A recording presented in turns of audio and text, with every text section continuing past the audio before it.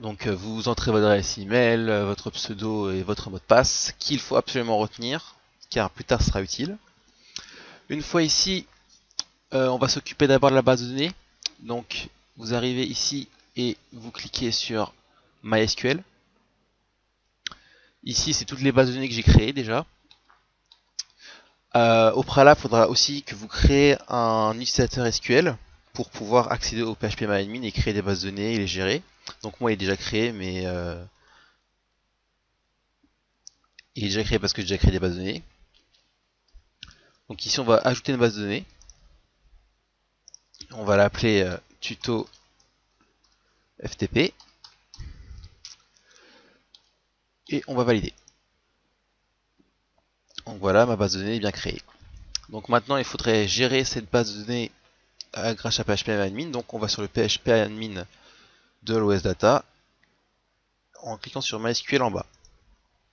Donc ici il faudra rentrer votre nom d'utilisateur et votre mot de passe d'utilisateur SQL.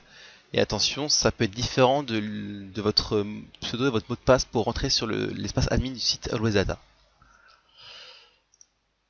On rentre. Donc on retrouve le PHPMyAdmin de localhost, mais sauf que cette fois-ci on est bien sur Always Data. Ici, là, on peut le voir. Donc on retrouve notre base de données que je viens juste de créer, donc qui est actuellement vide, c'est normal. Et je vais donc importer le fichier que j'ai précédemment exporté, qui se trouve ici. Go. Et voilà, on retrouve bien notre base de données ici.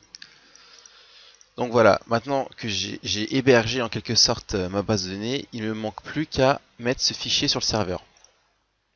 Donc pour ça, on va utiliser FileZilla. Ici.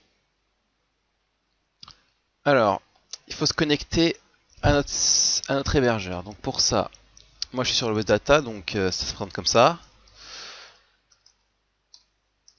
osdata.com.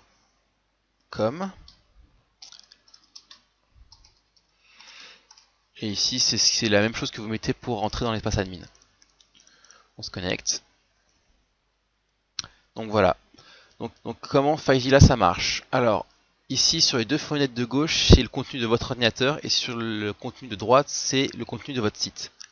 Donc ici